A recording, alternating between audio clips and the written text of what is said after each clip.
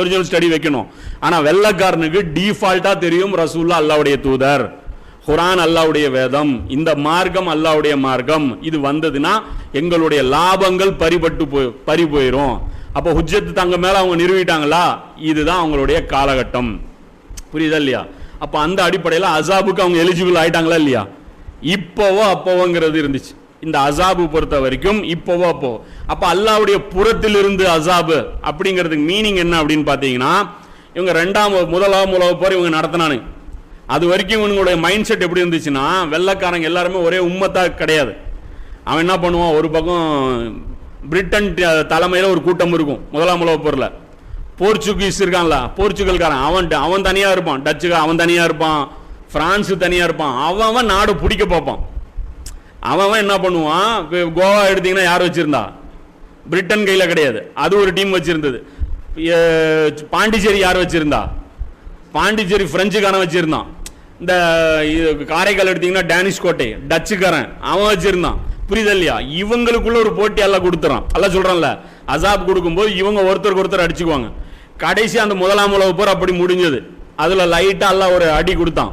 ரெண்டாவது என்ன பண்ணானுங்க, ஜெர்மனி இவனுக்கு வெறி பிடிச்சிருச்சு, யாருக்கு, ஹிட்லருக்கு. அவன் என்ன பண்ணான், நான் எல்லாத்தையுமே ஸ்வீப் பண்ண போறேன், அது என்ன பிரிட்டன் பெரிய ஆளா இருக்கிறது, ஏன் நாங்க எங்களுக்கு கீழே நீ வா ஏன் அப்படிங்கிறான். இப்படி என்ன பண்ணா, ரெண்டாம் உலகப் போர் மிகப்பெரிய வந்தான். இதுல கோடிக்கணக்கான பேரு, இதுல கோடிக்கணக்கான பேரு. சொல்றது என்ன, இஸ்லாம் வேட்டையாடிச்சுங்கிறாங்க. சரி, முஸ்லிம்கள் நடத்தின எல்லா போர்லயும் ஒரு நம்பர் போடுங்க, எத்தனை பேர் கொல்லப்பட்டிருப்பாங்கன்ட்டு. நீங்க முதலாம் உலகப் போர்னு எடுத்தீங்களா, இந்த நல்ல இந்த வெள்ளை இந்த என்னது, இந்த மூஞ்சி எல்லாம் அப்படியே பளிச்சுன்னு இருக்கக்கூடிய கள்ளங்கபடம் இல்லாத இந்த மூஞ்சிக்கு சொந்தக்காரங்க இருக்காங்க இல்லையா, இவங்க நடத்தின போர்ல இருக்கிற எத்தனை மனித உயிர்கள் போச்சுன்னு கணக்கெடுங்க. எது ஜாஸ்தி? முதலாம் உலகப் போர் மதத்துக்காக நடந்துச்சா, ரெண்டாம் உலகப் போர் மதத்துக்காக நடந்துச்சா?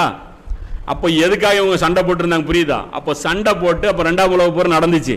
கடைசியா என்ன பண்ணான், ஜப்பான் மேல மனிதாபிமானம் இல்லாம ஹீரோஷிமா நாகசாக்கில குண்டு போட்டான், அணு ஆயுதம் ஒன்று. அப்பதான் தயாரிச்சு வச்சிருந்தான், முதல்ல பிரயோகம் பண்ணான். மிகப்பெரிய விளைவு ஏற்பட்டுச்சு, உலகமே கொந்தளிச்சுது. மனித குலத்தையே அழிச்சிருவாங்க இவங்க அதிகார பசி, இவங்களுடைய அந்த ஜப்பாரின் அல்லா சொல்றான்ல, அந்த அடக்குமுறை செய்யக்கூடிய அந்த 72வது அத்தியாயத்தில் சூரா நூஹ்ல வரும். இந்த ஆது சமுதாயம் இப்படி பண்ணிச்சு, சமூக சமுதாயம் இப்படி பண்ணிச்சு, இவங்க எல்லாம் அடக்குமுறை பண்ணாங்க, நான் இவங்களை அழிச்சேன் அப்படிங்கிறான். அப்ப இதே ஜப்பாரீன்கள் இன்னைக்கு வந்துட்டாங்க. என்னது, அடக்குமுறை செய்யும் ஆட்சியாளர்கள். இவங்க மனித குலத்தையே இவங்க என்ன பண்றாங்க, அடிமையாக்க பார்க்கறாங்க. அப்போ இந்த வேலையை இவங்க என்ன பண்ணாங்க, ரெண்டாம் உலகப் போர்ல பண்ணாங்க. அதுக்கப்புறம் என்ன நடந்துச்சு, எல்லாம் என்ன பண்ணான், சூழ்நிலையை மாத்தினான்.